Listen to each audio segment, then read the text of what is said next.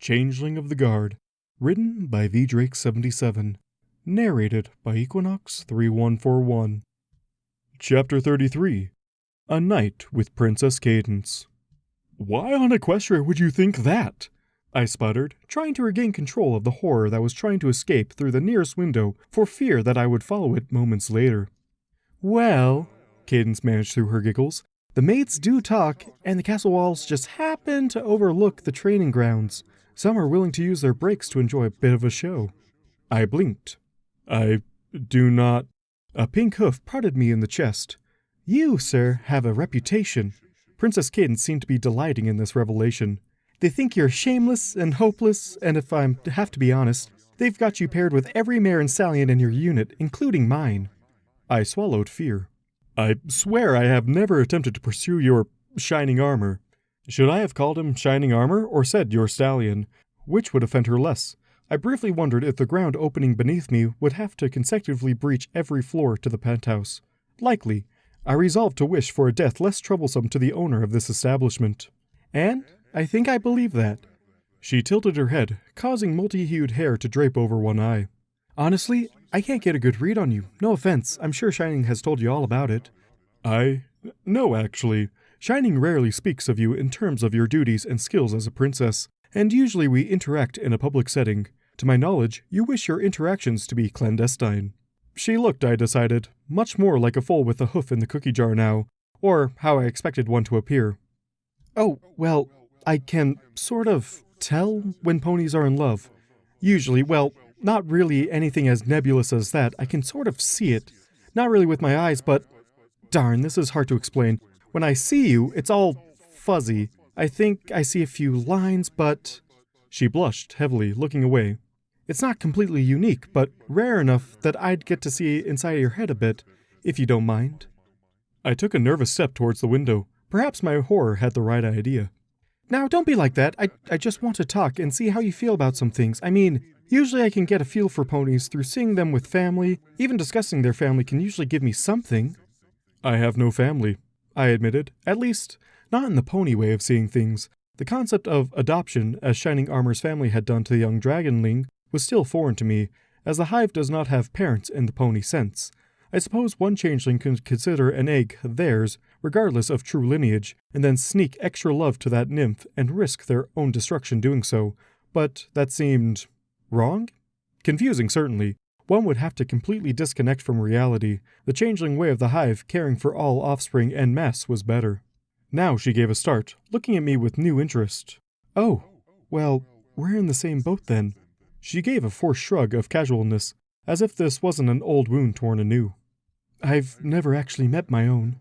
Lying about emotions to a changeling who is seeking any escape is less than advised, if not always an exercise in futility. Sympathy may not be a strong trait amongst my kind, but one does not snub royalty. "I truly do not know if I have blood family, your majesty. I do not recall them. My first recollections of Equestria involved a team of traders. Of the rest?" I considered. "I haven't a single memory of other ponies before that. I can't even tell you where I hail from." All true, the last if only technically. I could neither point it out on a map, nor tell the others of its location. The nest itself was forever forbidden to me. Still, that the princess saw this lack appearance as such a painful truth. Perhaps I simply lacked the context to realize what had never been offered to me, and the loss that entailed. The princess sought to strangle me for my misdirection. No, wait, this was another hug, far more sympathetic than the one she forced upon me after Everfree. "I've never actually met my own." Which was not entirely accurate. I have been said to have amnesia, and I told Shining Armor as much. And accent? I had an accent? "Have you had a chance to seek help? There's no shame in seeing a psychologist." No? I wasn't even sure what a psychologist was. She brightened. "Then I'll introduce you to the very best shrinks in Canterlot."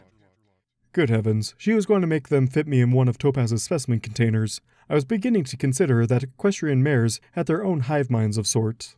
"One hopes that would not be necessary, your majesty. I am already quite compact." Her grin was a blessing. "Cute. They're right, you are a shameless flirt." She made a vague motion with a hoof. "Teach Shining some of that. It's a good skill for trying to disarm some pony if you can do it right." "Can one flirt incorrectly?" I imagine that Bolt was a reasonable example, or perhaps Wispy. The two of them were absolutely incapable of recognizing one another's interests at times.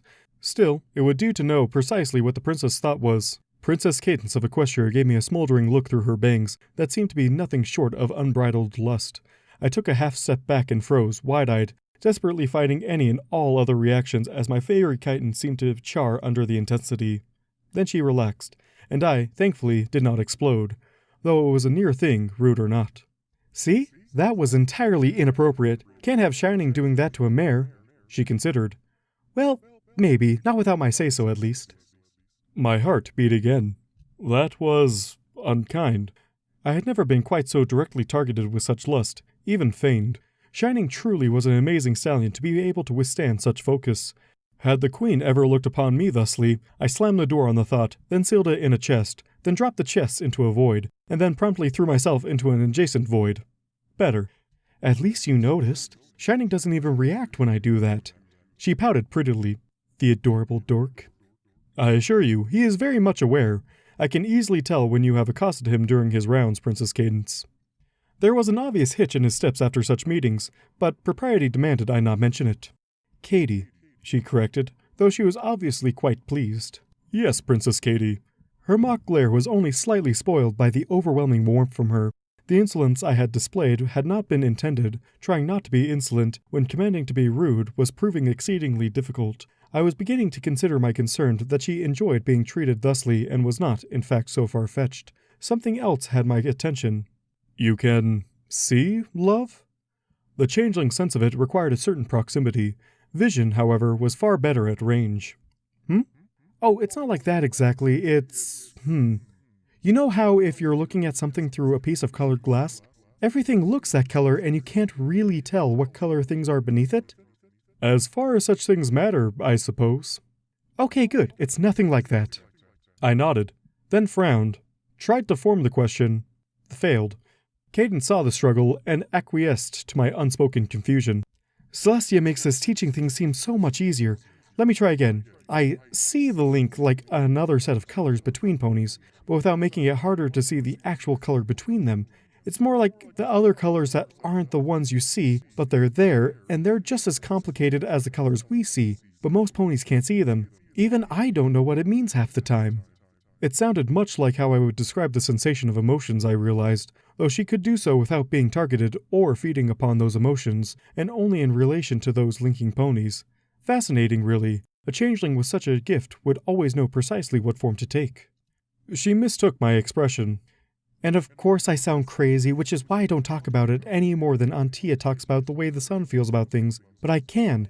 I can't even tell if there's trouble in a relationship. I can see those connections fraying, and then I help. I don't know how it works exactly, but I make them remember that connection. Sort of remind them why it's there. Ponies who are fighting get this moment away from themselves where they can see it objectively, and most of them sort of laugh it off and things get better. That sounded like she was pushing love into them. She didn't simply radiate the emotion, she restored it, perhaps even created it. I was awestruck anew. But then, why are you even remotely worried about Shining Armor? Surely you know better than any how he feels about you, and if not... And then I saw something heart-rending, a glimmer of doubt, of fear, perhaps even desperation, quickly smoothed over. It doesn't work that way. If I ever did that to Shining, I don't know if I'd ever stop.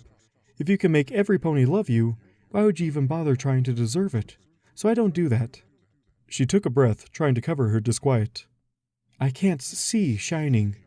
Pardon? I can't see him like that. At all. I can't see how anyone feels about me, and the ponies I get close to, I stop being able to see them at all. Once their links start to relate to me, they get fuzzy all around, and then I just can't see them. It doesn't matter what it is, exactly. Ponies that just don't like me for whatever reason have it the same way. So you, who can see love, can never see that you are loved, I murmured, startled. Could such a thing be? She blinked, giving a startled little laugh. Aunt Tia put it almost exactly like that. It's easier to reason that no pony really feels that strongly about me, though. I can't see her either. Reasonable, but incorrect. I am perhaps uniquely situated to tell you that Shining Armor cares for you deeply. I hesitated. Why do you call her aunt if you're not family? Wasta had done the same for Zamir, and Zamir had not been appreciative precisely. It's not that we're family, it's just... Her smile was wan, slightly sad. I didn't have anyone else, and being the only other alicorn? She gave me a look. This doesn't leave the room. Your Majesty, nothing you have said will escape my lips. I believe that was implicit. She nodded firmly, every inch imperious, for just a moment longer before she softened again. I asked Celestia if she was my mother when we first met. It made sense. She was the only alicorn Equestria has known for 1,000 years, and I was a foundling. Every orphan wonders if their parents were someone special, and when she took me under her wing like that... She wasn't looking at me anymore, and I could see that she was picturing the moment when she was before Celestia herself. She told me that if I were her daughter, I would have never known a moment alone. No force on Equestria, Tartarus, or beyond would have separated us, and anything that dared would have known the full fury of the sun.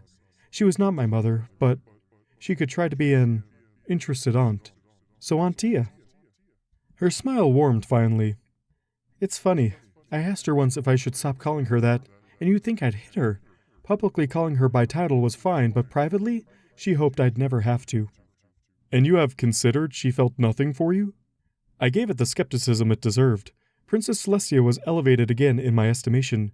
Any who would seek to harm the young needed such swift and decisive punishment, though Fury of the Sun seemed an odd idiom for people who associated the sun with such happiness.